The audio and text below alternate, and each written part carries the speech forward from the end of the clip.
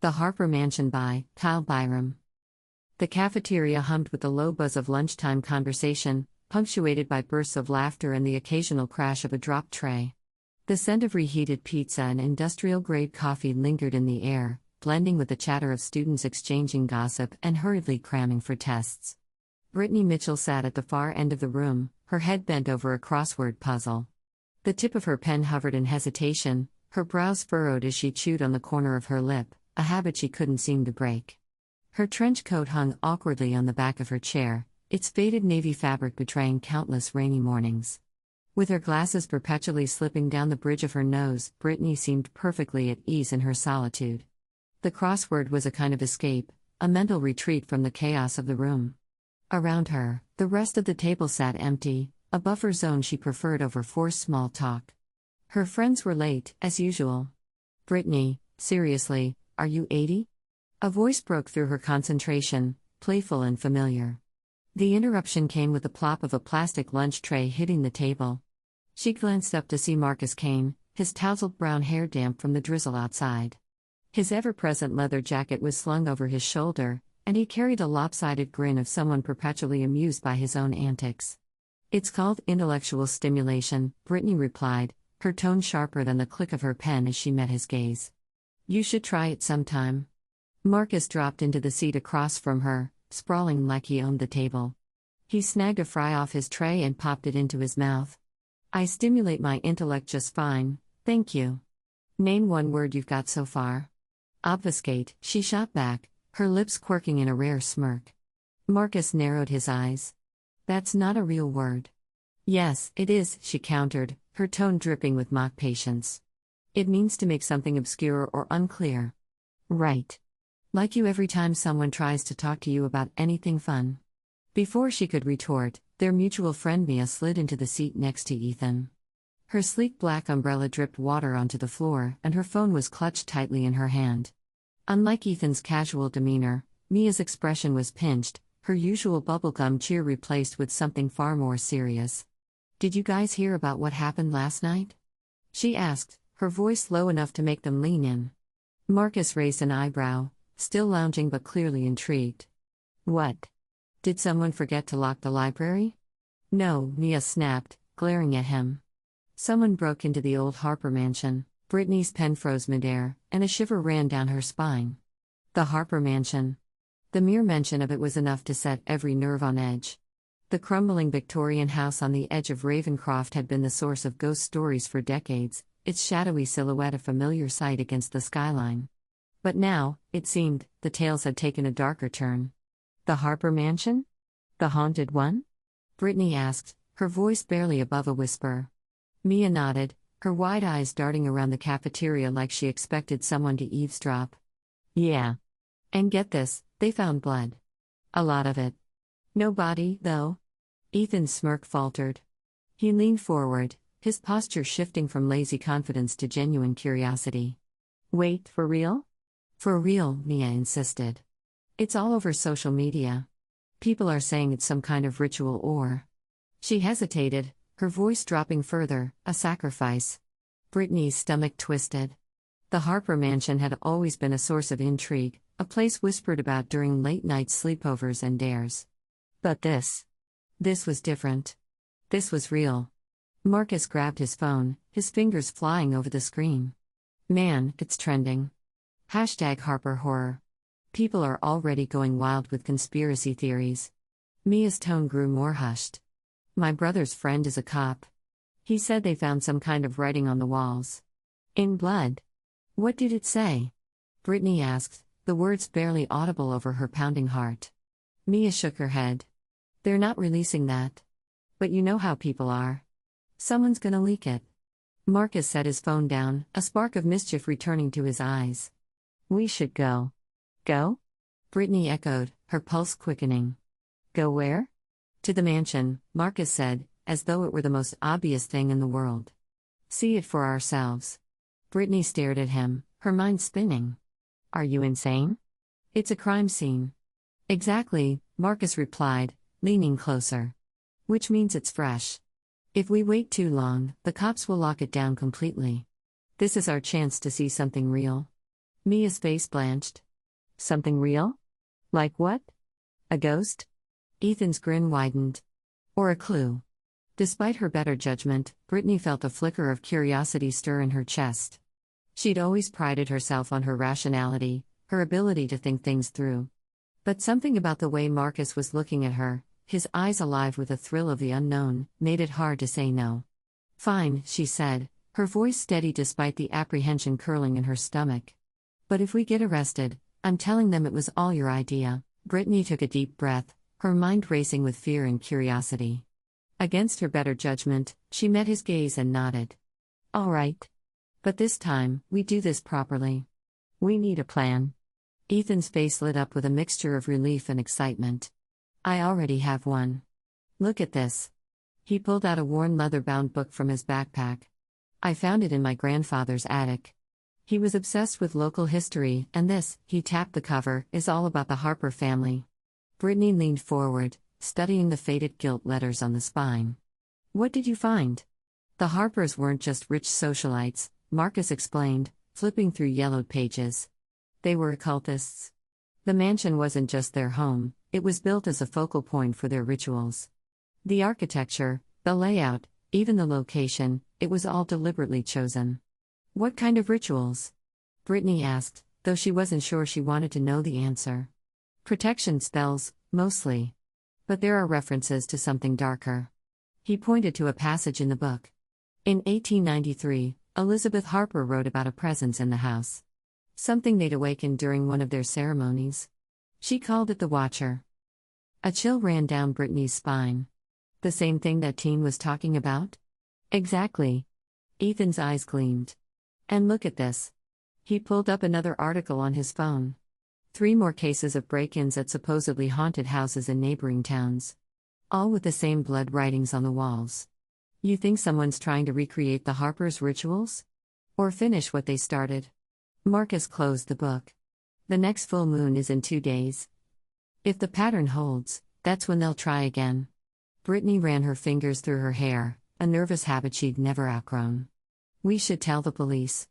And tell them what? That we broke into a crime scene and now we have a century-old book about occult rituals? He shook his head. They'd never believe us. Mia won't come with us this time, Brittany said, already knowing the answer. No, she won't. But I've got something better. He reached into his bag again and pulled out an old camera. Night vision. And this, he produced a small digital recorder for EVP readings. Brittany raised an eyebrow. You've been watching too many ghost hunting shows. Maybe. But if something happens this time, we'll have proof. 2 nights later, they stood before the Harper mansion again. The full moon cast long shadows across the overgrown lawn, and the air felt thick with anticipation.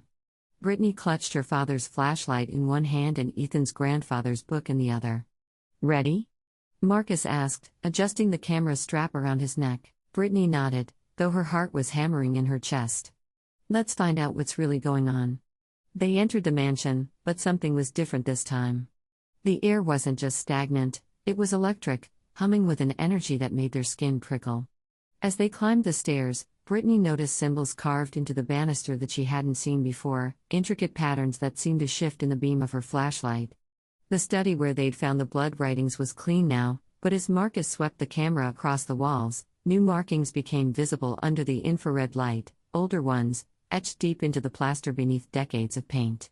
Look, Brittany whispered, comparing the markings to a page in the book. These are the same symbols Elizabeth Harper wrote about.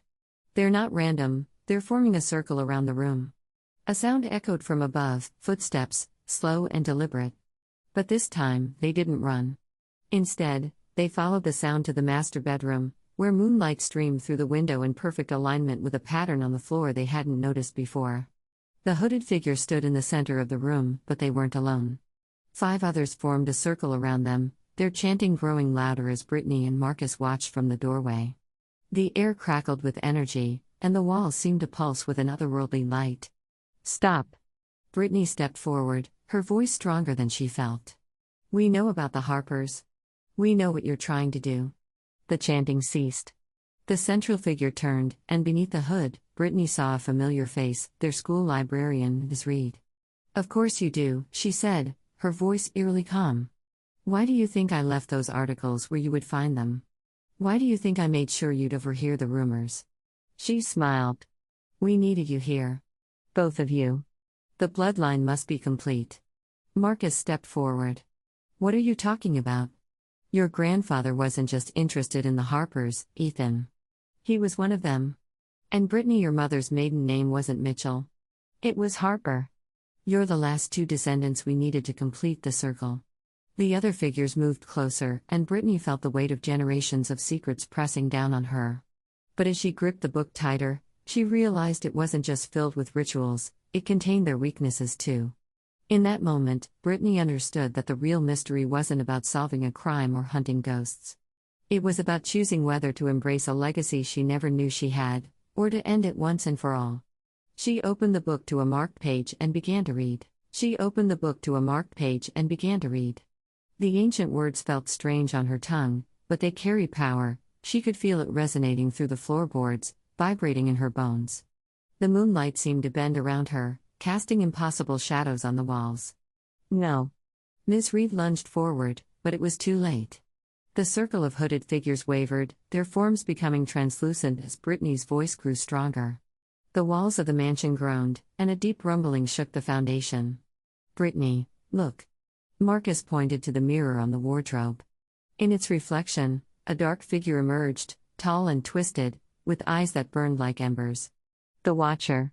But instead of terror, Brittany felt a surge of understanding. This was what the Harpers had bound themselves to, generation after generation, believing they were protecting the town when they were really feeding something ancient and hungry. "The circle must not break," Ms. Reed pleaded, her voice desperate. "If you stop now, everything your ancestors worked for will be undone." "Good," Brittany said, her voice steady. She grabbed Ethan's hand, feeling the shared blood of their Harper ancestry pulse between them. Sometimes the only way to fix the past is to break it completely. She spoke the final words of the counter ritual, her voice joining with Ethan's as he read over her shoulder. The Watcher writhed in the mirror, its form unraveling like smoke in a strong wind. The hooded figures cried out as their circle shattered, decades of dark magic unwinding in a matter of seconds. Ms. Reed made one last attempt to stop them, but her power was already fading. "You don't understand what you've done," she gasped. "The protection was never protection," Brittany finished. "It was a prison, and we were all its captives."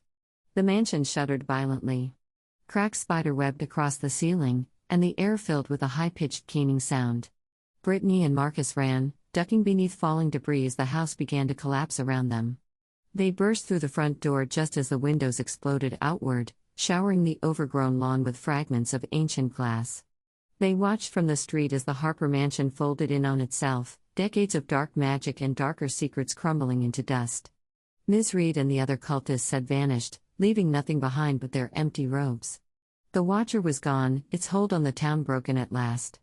As the dust settled, Brittany felt lighter somehow, as if a weight she hadn't known she was carrying had finally been lifted. She looked at Ethan, who was still clutching the camera. "Did you get all that?" He laughed, a sound of pure relief. "Nobody would believe us anyway." "Maybe that's for the better," she said, watching as the last walls of the mansion fell. "Some stories aren't meant to be told, they're meant to be ended." In the weeks that followed, the town slowly forgot about the Harper mansion. The ruins were cleared away, and a community garden was planted in its place. The strange incident stopped, and the dark dreams that had plagued the townspeople faded like old photographs. Brittany kept the book, though she never opened it again. She and Marcus remained close, bound not by ancient blood magic but by their shared experience and choice to forge a different path. Sometimes, late at night, she would catch a glimpse of something dark moving in her mirror, but it was only a memory now powerless and fading. The following autumn, as Brittany sat in the cafeteria working on another crossword puzzle, Marcus dropped into the seat across from her with his usual grin. "Hey," he said, sliding a newspaper across the table. "Check out this story about strange happenings in the next town over." Brittany glanced up, pushing her glasses back into place. "No," she said firmly, but she was smiling. "Absolutely not." "Come on," he teased. "Where's your sense of adventure?" She circled a word in her puzzle, redemption, and closed the book. "I think we've had enough adventure to last a lifetime." But as she said it, she felt that familiar spark of curiosity, And she knew that while they had ended one story, they would always be drawn to others. Some mysteries were meant to be solved, others to be laid to rest. The trick was knowing the difference. The end.